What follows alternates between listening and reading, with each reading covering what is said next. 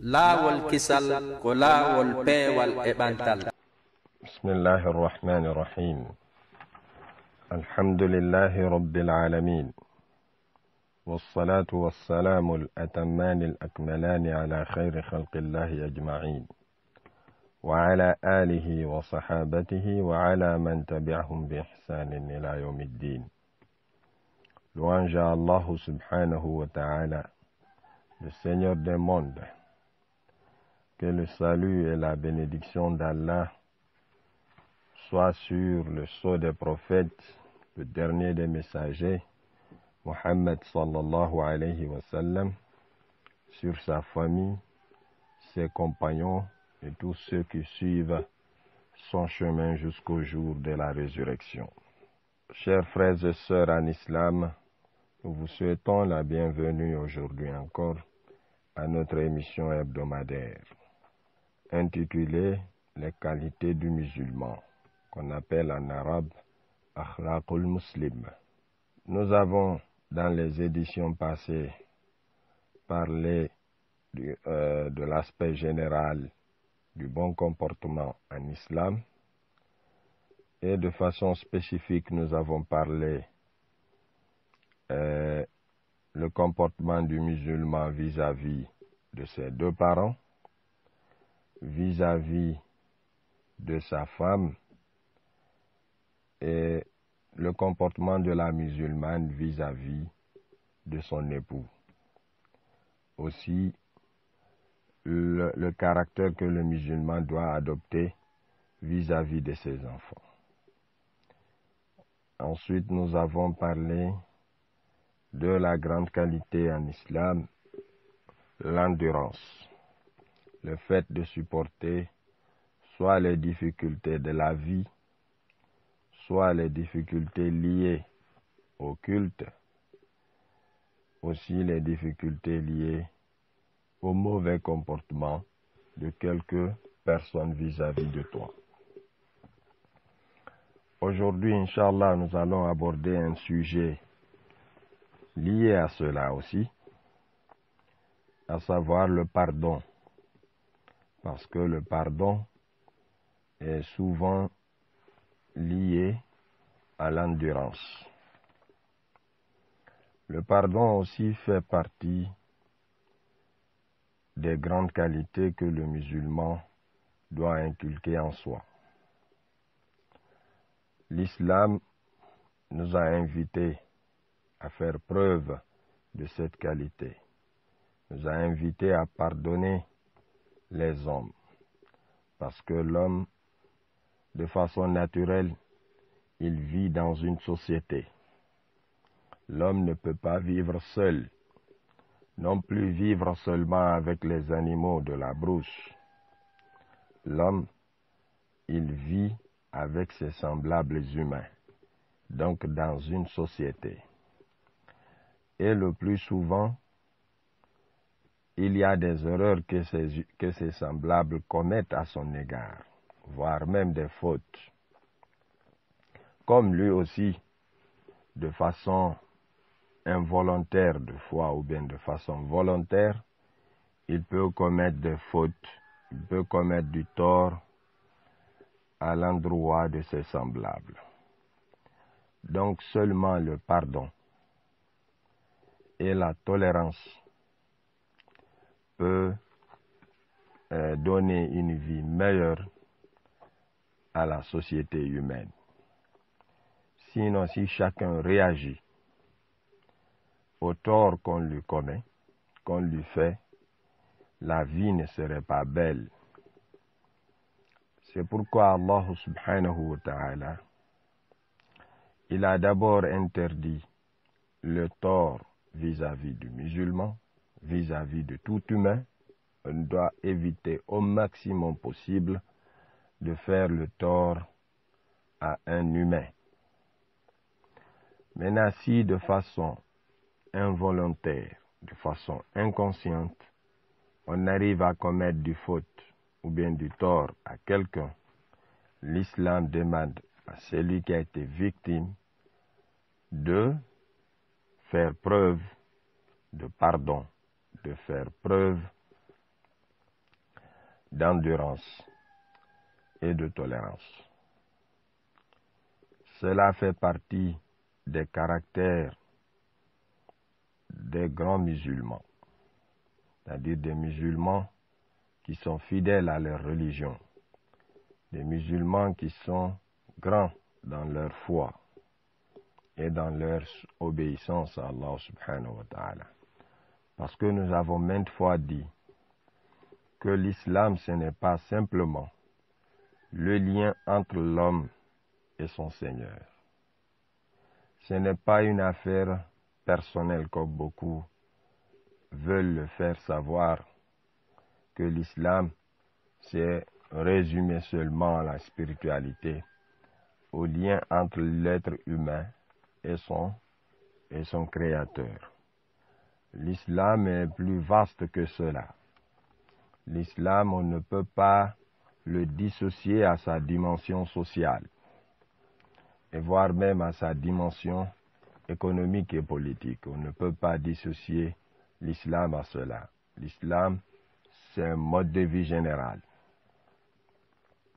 Donc, il y a l'aspect foi, c'est-à-dire l'aspect spirituel, le lien entre l'homme et son Seigneur Allah subhanahu wa ta'ala, qui se manifeste par sa conviction en Dieu et sa conviction au principe de la foi musulmane. Ensuite, le culte, la prière, le jeûne, le hajj, la zakat, ainsi de suite. En plus de tout cela, il y a l'aspect social. Toi, musulman, comment tu dois te comporter vis-à-vis de tes semblables. Il y a l'aspect économique, parce que le musulman est interpellé à travailler pour vivre. Pour gagner sa vie, il doit mener des activités économiques, soit le commerce, soit une activité de production, ainsi de suite. Donc, il est obligé à travailler pour vivre. Et l'islam a réglementé l'activité économique du musulman. Donc, le musulman, en menant cette activité, il est obligé de se soumettre aux principes et à la réglementation de l'islam en la matière. Cela, nous avons évoqué tous ces aspects lorsqu'on parlait des transactions économiques dans notre émission. Donc, l'islam est indissociable à sa dimension sociale. Donc, c'est pourquoi l'islam a enseigné des caractères, des qualités que chaque musulman doit adopter pour que la vie sociale soit meilleure, soit aisée, pour que les relations humaines soient fortifiées, soient consolidées. C'est dans ce sens que l'islam a demandé aux hommes d'être indulgents vis-à-vis de leurs semblables, de pardonner quand on est victime de tort de la part d'un humain semblable à toi. Cela est inscrit maintes fois dans le Saint-Coran et dans les pratiques du prophète Mohammed sallallahu alayhi wa sallam. Dans le Saint-Coran, Allah subhanahu wa ta'ala dit وَلْيَعْفُوا وَلْيَصْفَحُوا أَلَا تُحِبُّونَ أَنْ يَغْفِرَ اللَّهُ لَكُمْ وَاللَّهُ غَفُورٌ رَحِيمٌ. Dieu dit que les musulmans pardonnent et qu'ils soient indulgents vis-à-vis de ceux qui ont commis du tort à eux. Dieu ajoute أَلَا تُحِبُّونَ أَنْ يَغْفِرَ اللَّهُ لَكُمْ. N'aimez-vous pas qu'Allah vous pardonne vous aussi? C'est-à-dire, une fois tu pardonnes ton frère, donc Allah aussi va te pardonner. C'est ce lien qui existe entre l'ordre donné et le résultat. Dieu dit وَلْيَعْفُوا وَلْيَصْفَحُوا. Alors que ces musulmans pardonnent et qu'ils soient tolérants, qu'ils oublient ce qu'on leur a fait, c'est ça, safh.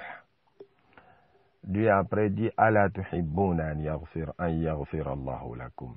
N'aimez-vous pas qu'Allah aussi vous pardonne? Wallahu, Allah, Ghafurun, il est grand pardonneur, Rahimun, il est très miséricordieux. Donc, là, ce verset incite le musulman à pardonner ses semblables. Parce qu'en le pardonnant, il espère le pardon d'Allah subhanahu wa ta'ala. C'est sûr que l'être humain commet de façon continue presque de péché. Surtout dans nos sociétés actuelles où, quel que soit l'effort fourni, tu es confronté à des péchés. Tu peux ne pas commettre de façon volontaire ce péché, mais tu es presque obligé parce que, supposons, quelqu'un qui n'a pas une voiture personnelle, il est obligé à emprunter le transport commun.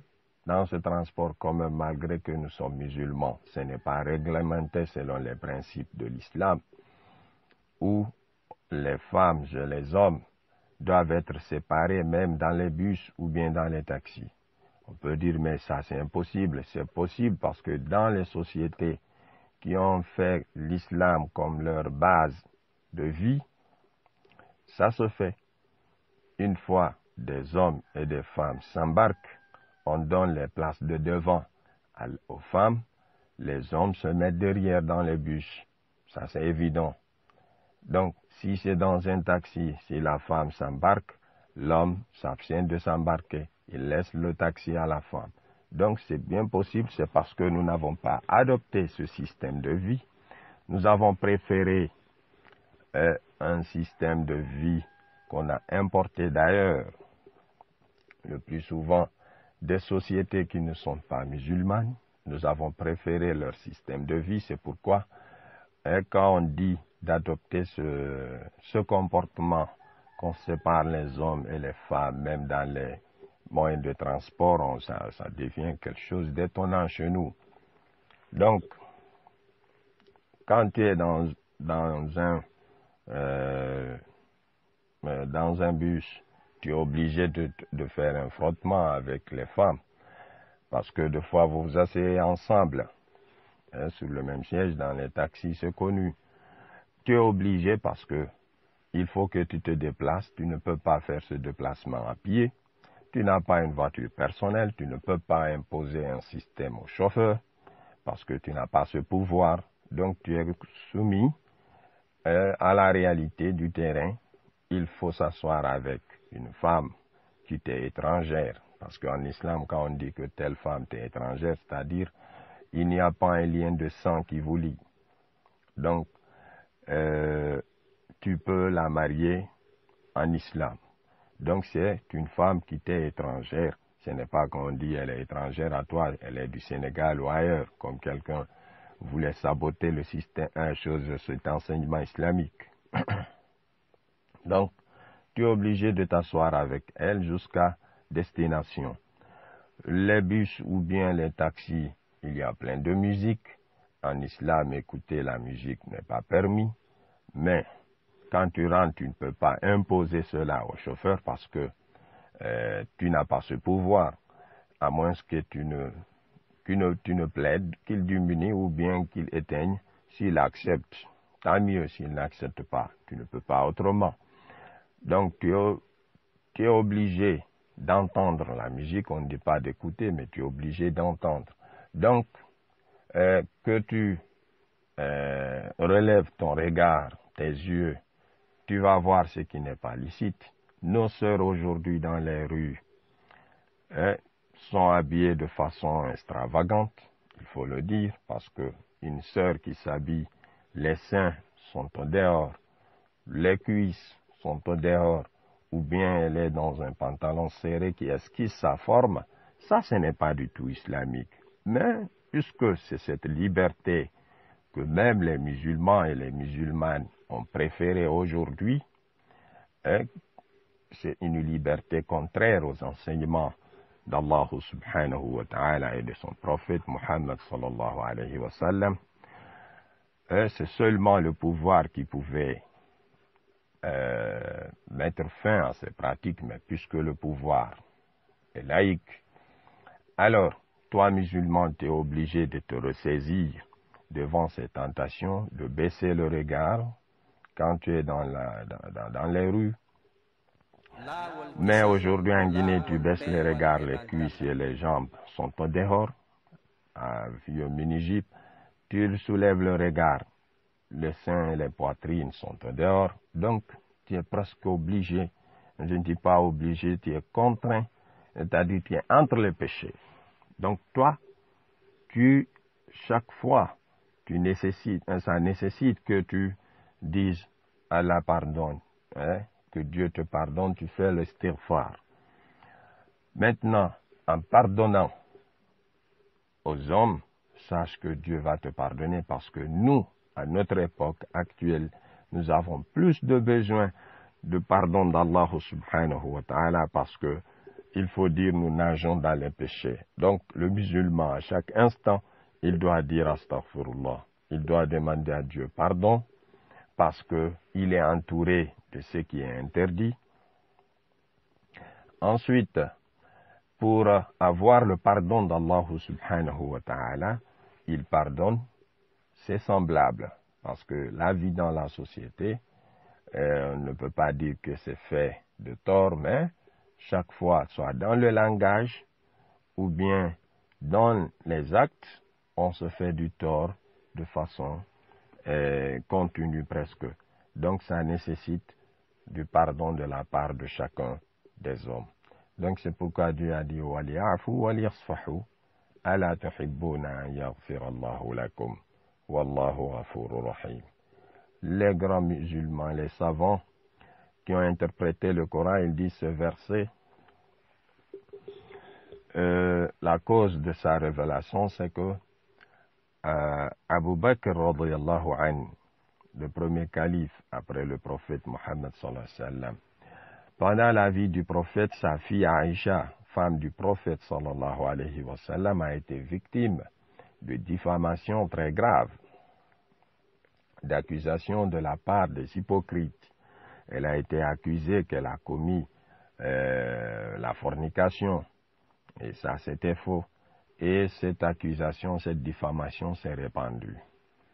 Parmi des gens qui ont rapporté cette accusation, il y a le nommé Mistah qui était à la charge de Abu Bakr.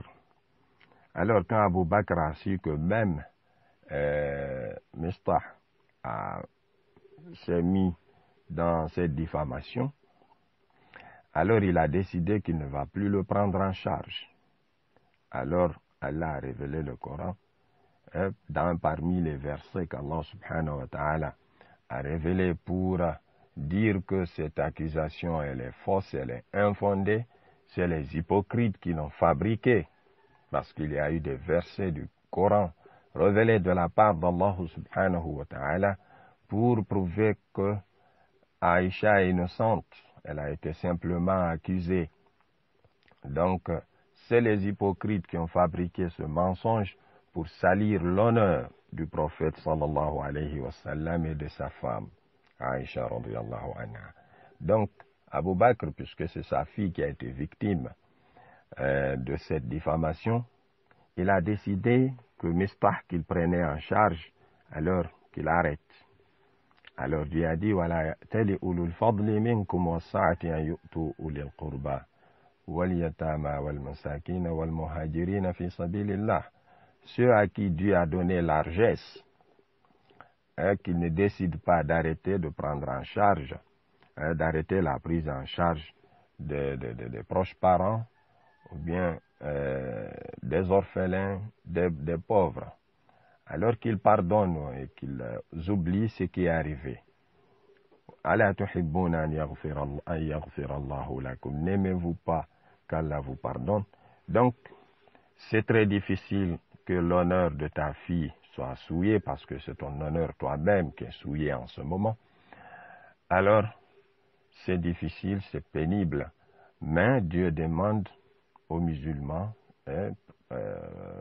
plus particulièrement ici à Abu Bakr, de pardonner et parce qu'il faut qu'il espère lui aussi le pardon de la part d'Allah subhanahu wa ta'ala. Mais pour dire que le verset est global, ce n'est pas simplement Abu Bakr, Dieu a ordonné tout le monde, il dit waliya'fu, qu'il pardonne au pluriel. Alors ça fait allusion à tout musulman qui peut être victime de tort de la part de celui à qui il était bon.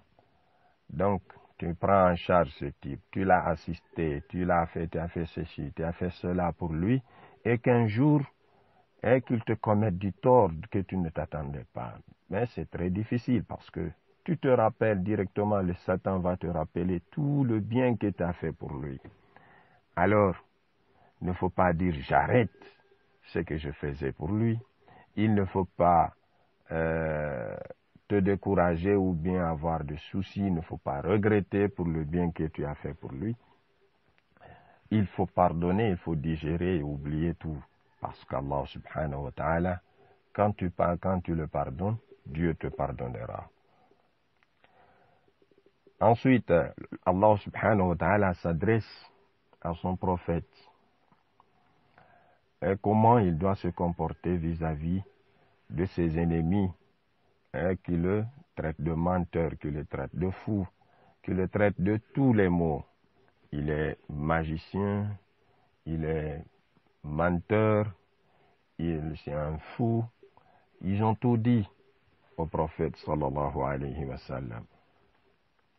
Mais qu'est-ce que Dieu lui dit? Fasfah anhum wa qul salam. Toi, il faut pardonner, il faut supporter tout, et toi dis la paix.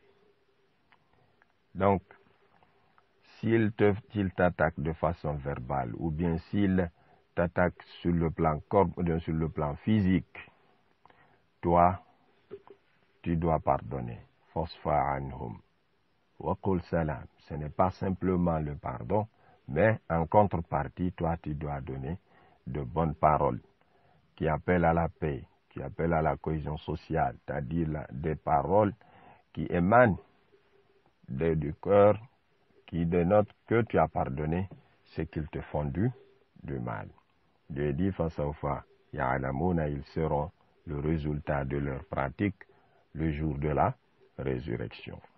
Donc là aussi, le prophète sallallahu alayhi wa sallam, on lui a demandé, lui, de façon personnelle, de pardonner.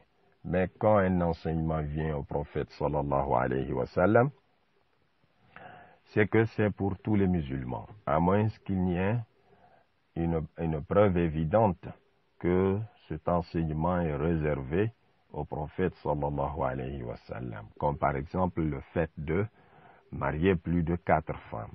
Ça, c'est un enseignement spécifique au prophète sallallahu alayhi wa sallam. L'ensemble des musulmans, Dieu a limité le nombre de femmes à marier à 4. Dieu dit walau kunta faddan ghalidha al-qalbi lanfaddu min hawlik. Si toi, Mohammed, tu étais dur de cœur, les gens allaient s'éparpiller autour de toi. Ils allaient te fuir, lanfaddu min hawlik. Ils allaient te fuir. Mais puisque tu as de bons comportements, tu pardonnes, tu sais par ton comportement mobiliser les gens, fa'fu anhum, il faut les pardonner. Pour les propos qui émanent d'eux de façon involontaire, à ton honneur, ainsi de suite, et demande même pardon à Dieu pour eux. Ce n'est pas simplement toi tu les pardonnes, fa'fu anhum, il faut les pardonner. Wastaghfir lahum, il faut demander à Dieu pardon pour eux. Parce que soit des propos déplacés à l'encontre du prophète sallallahu alayhi wa sallam, ça c'est des péchés graves. Mais puisque c'est la personnalité du prophète qui est touchée, Dieu lui demande de pardonner, d'être indulgent, d'oublier et de digérer. Un. De deux, wastaghfir lahum, il faut demander pardon auprès de Dieu pour eux parce qu'ils ont commis de péchés en proférant ces propos déplacés à ton endroit. Alors, là le prophète sallallahu alayhi wa sallam, la meilleure créature de Dieu sur terre, la créature la plus noble, on lui demande de pardonner. Mais lui, sachant qu'en lui faisant du tort, c'est un péché plus grave, mais Dieu lui demande, lui le prophète sallallahu alayhi wa sallam, de pardonner et de demander à Dieu pardon pour ceux qui ont commis du tort à son endroit. Donc toi, puisque tu es chef, soit du village, ou bien chef de secteur, ou bien président de la République, quand tu es victime d'une injustice de la part de ton citoyen, il ne faut pas dire c'est moi qui suis le chef, donc il ne doit pas me le dire. Le prophète sallallahu alayhi wa sallam, il n'a jamais réagi vis-à-vis du tort qu'on lui a commis, lui, à sa personne. Jamais. Donc, quand on te dit tout, toi étant chef, fais semblant de ne pas entendre. Il faut avoir le dos large. Il faut supporter tout de la part de tes citoyens. Parce que quand ils sont dans la détresse, ils vont te faire supporter les charges. C'est toi la cause de leur malheur. Ainsi de suite, bien que l'islam interdit à ce qu'on attaque le chef, soit verbalement, soit physiquement. Ça, c'est interdit en islam. Le chef doit être respecté, non vénéré. Mais il doit être respecté, il doit être obéi, dans les limites de l'obéissance à Allah subhanahu wa ta'ala. Mais si par erreur ou bien par méconnaissance, un citoyen se permet à proférer des propos déplacés vis-à-vis du chef, que le chef se rappelle qu'il n'est pas plus noble, qu'il n'est pas plus respecté que le prophète Mohammed sallallahu alayhi wa sallam, on verra inch'Allah des événements où le prophète sallallahu alayhi wa sallam a fait preuve de grandeur en pardonnant des citoyens, en pardonnant des groupes de personnes qui l'ont fait du tort, et puis des torts très graves. Donc, on demande au prophète sallallahu alayhi wa sallam de pardonner et de demander pardon à celui qui s'est mal comporté vis-à-vis de lui. Dieu dit wa man afa wa aslaha fa ajruhu ala Allah. Quiconque pardonne et il fait du bien. Il ne suffit pas en islam simplement de pardonner. Il faut en contrepartie faire du bien à celui qui t'a commis du tort. C'est ce pardon qui est plus difficile. Quelqu'un, il te fait du tort, soit il t'insulte, il insulte tes parents, il te fait d'injustice. Toi, en contrepartie, tu digères cela. De deux, tu fais du bien encore vis-à-vis de lui. Tu te comportes bien vis-à-vis de lui.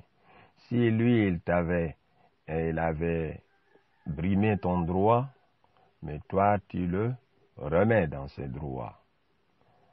Donc, c'est pourquoi Allah subhanahu wa ta'ala dit au prophète Mohammed sallallahu alayhi wa sallam, parce que le prophète, il a été victime d'injustice vis-à-vis des mécréants de la Mecque et de l'ensemble presque des mécréants, il a été victime d'injustice.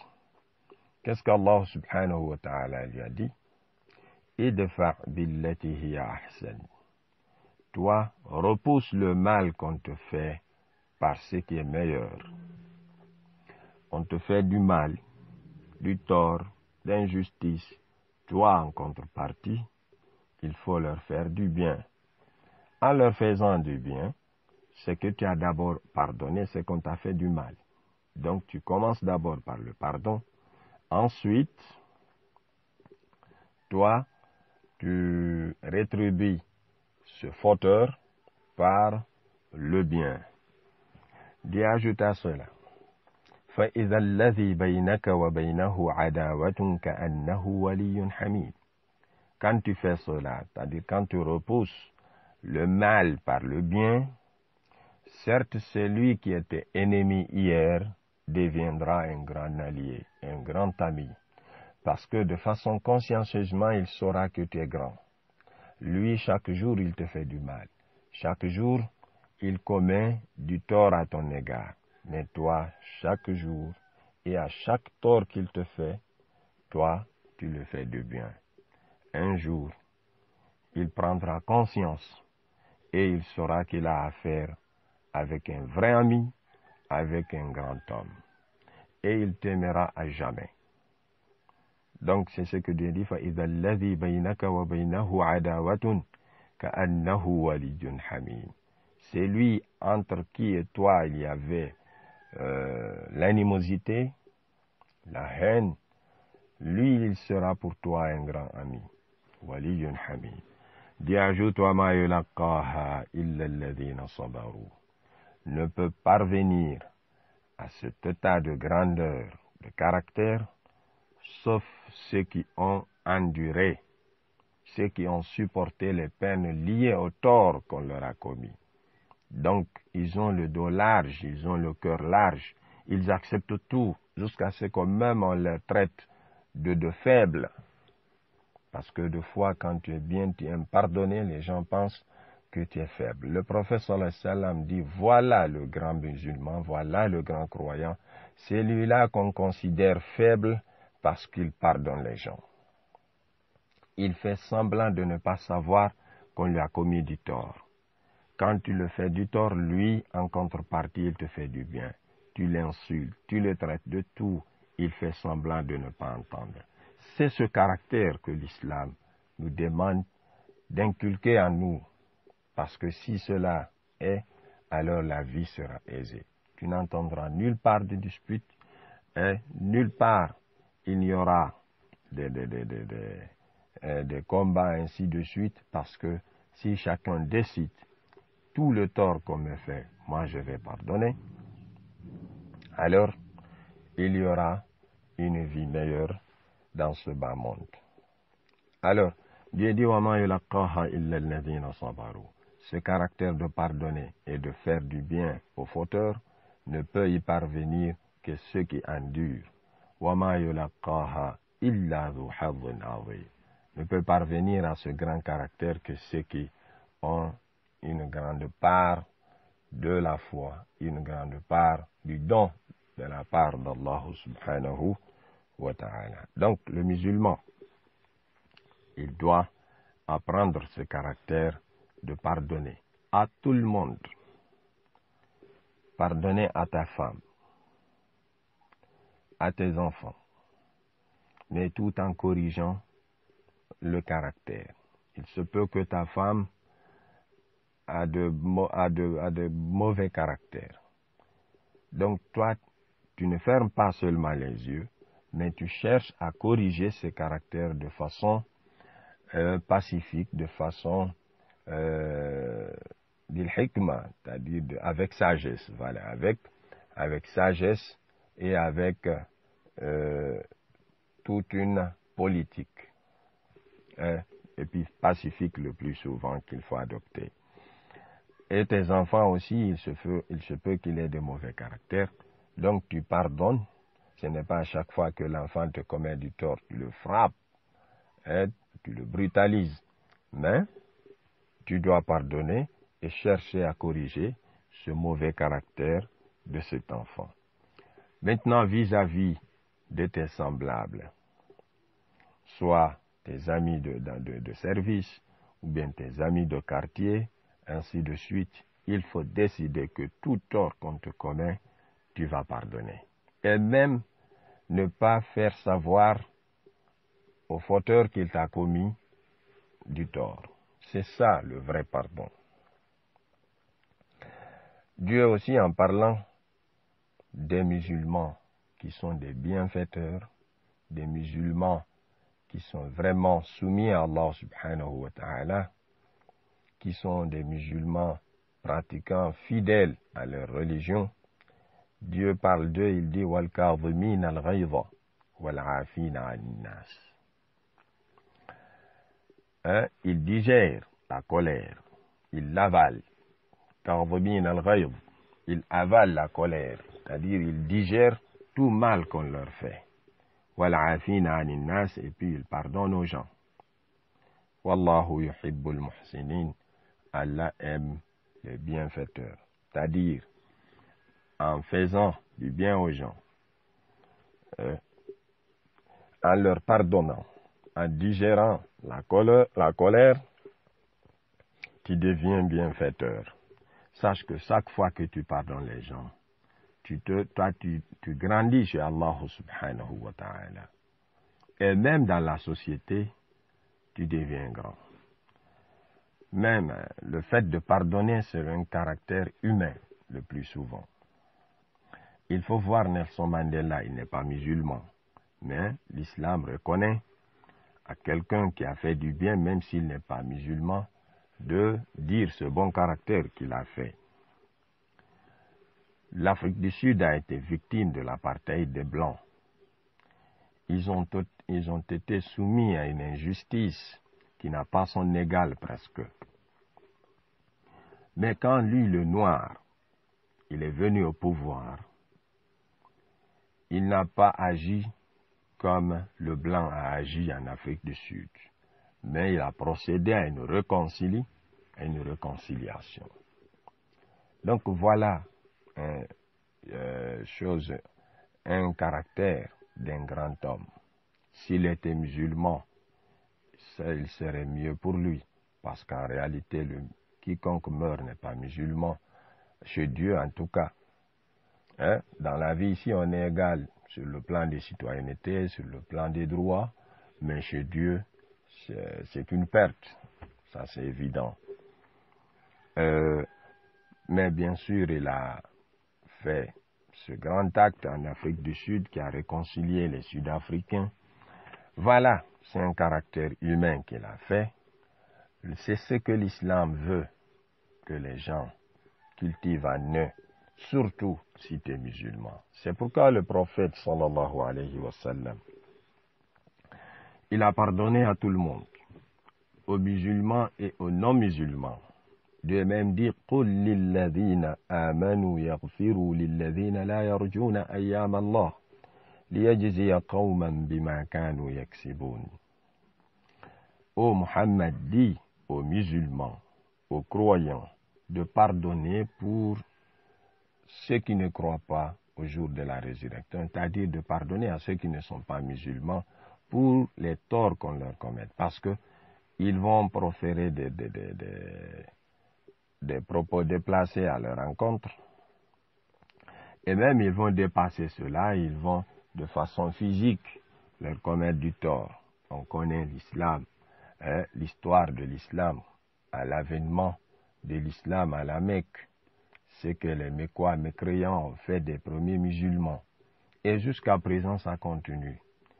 Soit de façon physique, maintenant ils ne peuvent pas agir, mais de façon verbale, on va te saboter. Aujourd'hui, avant, on disait c'est des fous, c'est des traîtres, c'est des gens qui ont abandonné la voie de leurs ancêtres, ainsi de suite. C'est comme ça on les insultait. Aujourd'hui, on te dit tu es terroriste, tu es Ben Laden, tu es intégriste, tu es islamiste, tu es ceci et cela. Il suffit que tu pratiques l'islam. Dès que tu pratiques l'islam, ceux qui ne le pratiquent pas directement vont te taxer de tout. Aujourd'hui, un jeune qui a sa barbe, parce que la barbe relève de l'islam, quand même ça c'est connu, nous, en Guinée, étant pays musulman depuis nos ancêtres, tous nos ancêtres ont leur barbe, donc la barbe n'a rien à faire avec le terrorisme. Il ne faut pas assimiler les enseignements de l'islam à ce que l'on appelle aujourd'hui terrorisme ou intégrisme.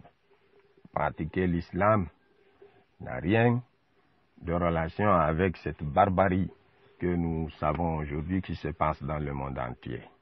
Donc, Samori Touré, l'Almami Samori Touré, avec sa barbe, Almami Bouakar Biro, Alpha Ibrahim Sambegou qu'on appelle Karmoko Alpha, le premier Almami du Fouta, Dina Salifou de la Basse-Côte, ainsi de suite, ce sont des musulmans qui avaient leur barbe.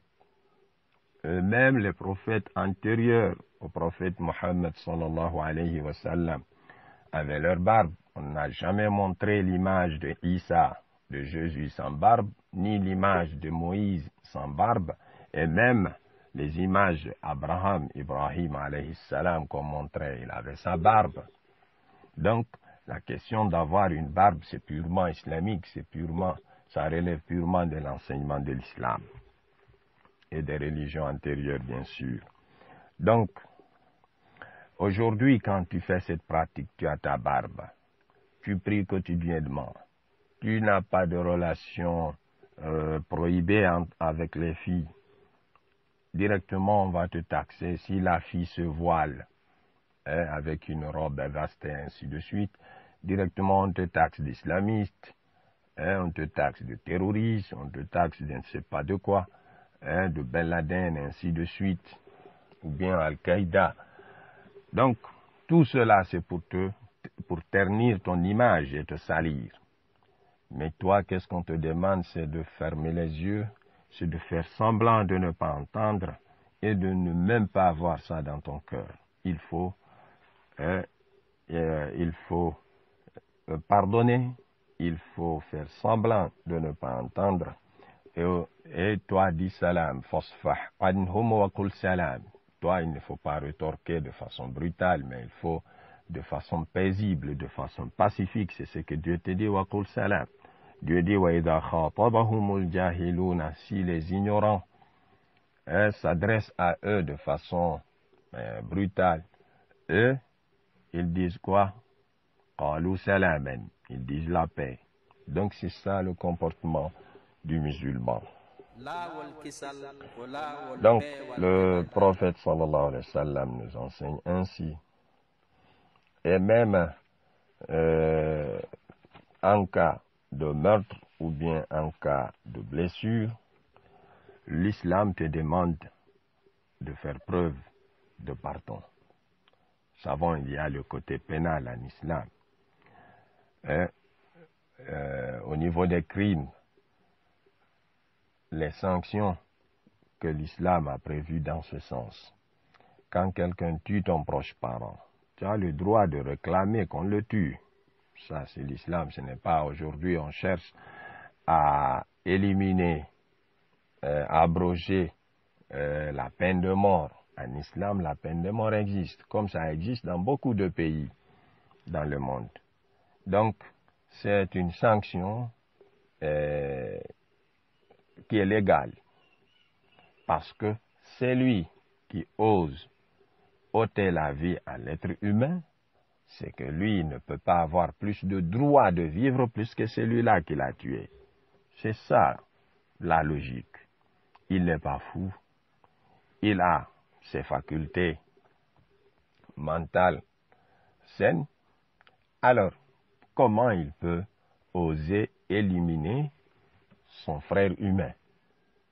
Alors, s'il agit ainsi, l'islam donne droit aux parents de la victime de demander à ce qu'on tue l'autre. Donc, maintenant, si les parents de la victime pardonnent, ils ne demandent pas qu'on tue l'autre, ça aussi, ça fait un grand signe de grandeur dans les qualités. C'est pourquoi Dieu dit, Kutiba alaykumul qisas, on vous a prescrit la loi du talion. Quand quelqu'un tue, on le tue, mais sur la demande des parents de la victime. Alors, Dieu dit, فَمَنْ عُفِيَ لَهُ مِنْ أَخِيهِ شَيْءٌ فَاتِّبَاعٌ بِالْمَعْرُوفِ. Même par ce verset, Dieu dit, c'est lui dont son frère l'a pardonné. Donc, il n'a pas demandé à ce qu'on le tue, mais plutôt il a demandé le dédommagement, alors que lui aussi qu'il s'acquitte de cela. Donc, par là, Dieu nous demande, devant cette situation, qu'on pardonne alors. C'est mieux. Dieu dit, فَمَنْ تَصَدَّقَ بِهِ. Quiconque donne cela en sacrifice. Après que Dieu dit, quand on tue, on tue. Quand tu blesses, on te blesse. Soit au niveau de l'oreille ou bien au niveau de la dent ou bien au niveau des yeux, c'est-à-dire blessure contre blessure. C'est ça la logique, c'est ça la légalité, c'est ce qui cadre avec la justice. Si tu es victime d'une blessure et que tu demandes à ce qu'on blesse l'intéressé qui t'a blessé, alors c'est ça la justice. Maintenant, Dieu dit quiconque pardonne cela, il ne réclame pas la justice, donc il pardonne. Dieu dit fahuwa kafaratullah, ça aussi c'est un moyen pour effacer lui qui a pardonné ses péchés. Donc même devant ces crimes, l'islam te demande toi de pardonner, parce que si c'est fait par erreur, il n'y a pas de justice, il n'y a pas loi de talion. Mais si c'est sciemment fait de façon volontaire, là, l'islam te donne le droit à demander à ce qu'on le tue s'il a tué ton proche parent, ou bien à ce qu'on le blesse de façon égale. Mais Dieu te demande de pardonner, parce qu'en pardonnant, Allah subhanahu wa ta'ala aussi va te pardonner. Donc le musulman, il doit cultiver à lui cette qualité de pardon pour tout le monde. Tu pardonnes pour le musulman, tu pardonnes pour le non-musulman. Et même au-delà de l'être humain, on te demande de pardonner. Supposons que l'animal, la vache de telle personne est venue saccager ton bien. Ça, c'est un acte animal. L'animal l'a fait. Bon, il y a des principes liés à cela selon le droit islamique. Si les principes sont réunis pour que l'autre prenne la garantie pour qu'il te rembourse, l'islam te demande aussi, devant cette situation, de pardonner. Plus tu pardonnes, plus tu es pardonné chez Allah subhanahu wa ta'ala, plus tu fais acte de miséricorde, Dieu aussi fait acte de miséricorde vis-à-vis de toi. Irhamu man fil ardi, yarhamukum man fis sama. Pardonnez ceux qui sont sur terre, et puis Dieu va vous pardonner. Soyez miséricordieux vis-à-vis de ceux qui sont sur terre, Dieu vous sera miséricordieux le jour de la résurrection. Le prophète sallallahu alayhi wa sallam, il a été victime de tout à la Mecque. Quand lui il est revenu, il a conquis la Mecque en l'an 9 de l'Hégire, les Mécois s'attendaient à une réaction du prophète sallallahu alayhi wa sallam. Quand ils se sont réunis autour de lui, maintenant il a la force, il a conquis la Mecque, donc il peut faire ce qu'il veut. Et même, il faut voir le prophète sallallahu alayhi wa sallam, quand il rentrait à la Mecque victorieux, il ne s'est pas relevé pour dire j'ai vaincu, il a levé la main. Ceux qui ont narré l'histoire de la conquête de la Mecque de façon authentique, ils ont dit que le prophète s'est rabaissé, pour ne pas que les Mécois le voient rentrer à la Mecque avec cette victoire.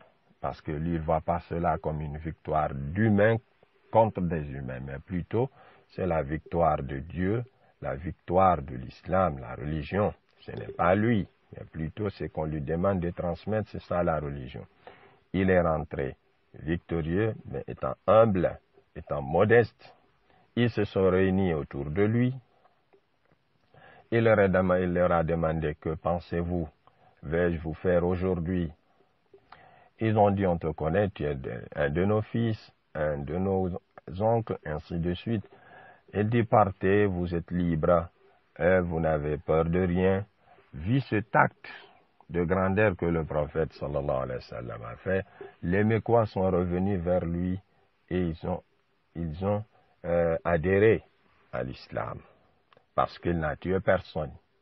Seulement, selon la biographie, l'histoire du prophète sallallahu alayhi wa sallam, il n'y a eu qu'à peu près 4 personnes qui ont été tuées parce que eux, ils se sont dressés contre la foule, contre l'armée musulmane.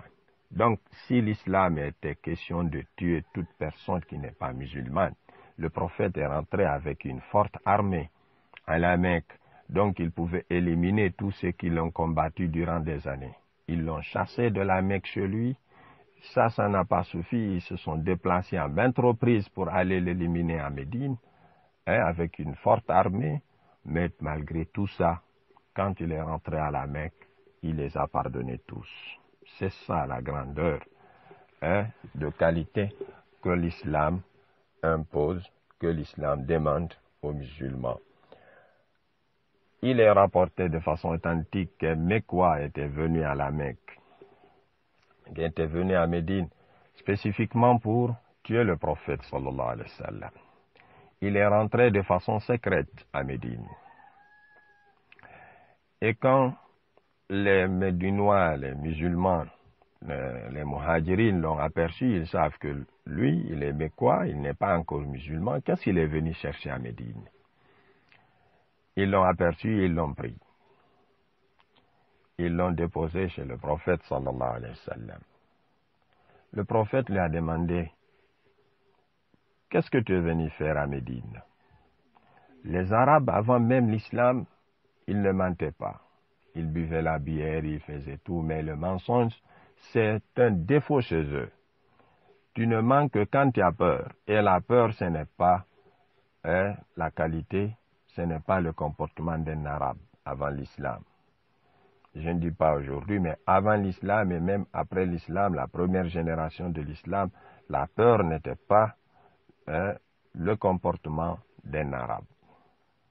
Il a osé dire de façon claire, je suis venu pour te tuer toi, Mohammed. Malheureusement, je n'ai pas réussi, ça c'est que je suis tombé dans les mains de tes adeptes. Alors, ils se sont ébahis. D'autres ont demandé directement au prophète, sallallahu alayhi wa sallam, laisse-nous trancher sa tête, parce qu'il est venu te tuer. Le prophète lui a dit non. Il leur a dit non, laissez-le. Il a été en prison, supposons en prison, en ce moment il n'y avait pas de prison, mais on l'a ligoté, on l'a attaché près d'un arbre pendant 3 jours. Après les 3 jours, le prophète sallallahu alayhi wa sallam l'a libéré. Il ne pouvait plus le tuer parce que le prophète était avec ses adeptes, avec ses compagnons. On l'a laissé et il est reparti parce qu'on n'a plus peur de son danger. En cours de route, en retournant à la Mecque, Allah subhanahu wa ta'ala a voulu qu'il soit musulman et directement il a vu la grandeur du prophète sallallahu alayhi wa sallam. Je suis venu le tuer et je lui ai dit que je suis venu le tuer. Après tout, il me donne à manger bien qu'il m'a ligoté. On ne l'a pas attaché de façon dure, seulement c'est pour qu'il l'empêche de partir. Il me donne à manger tout cela, après les 3 jours, il me libère. Il n'y a personne qui peut le faire. Il s'est retourné, il est venu, il a adhéré à l'islam. Tout ça, c'est parce que le prophète sallallahu alayhi wa sallam, il s'est pardonné. C'est pourquoi il a demandé aux musulmans de pardonner. Donc, toi, musulman, cherche à cultiver cette qualité en toi. Pardonne tout le monde. De la parole déplacée jusqu'aux actes. Même si tu vois quelqu'un veut te tuer, toi, il faut réagir pour te défendre, mais pas pour le tuer. Donc, c'est ce que l'islam te demande. Il faut pardonner tes enfants, ta femme, tes voisins, qu'ils soient musulmans ou pas, tes collaborateurs dans le travail, c'est-à-dire au service, pardonne tout le monde. Même si ils sont tes subordonnés, il faut fermer les yeux pour le tort qu'on te commet. C'est ça l'islam, c'est ce qu'Allah subhanahu wa ta'ala nous demande. Ala tuhibbuna an yaghfir Allahu lakum, n'aimez-vous pas que Dieu vous pardonne? Alors pardonnez aux gens.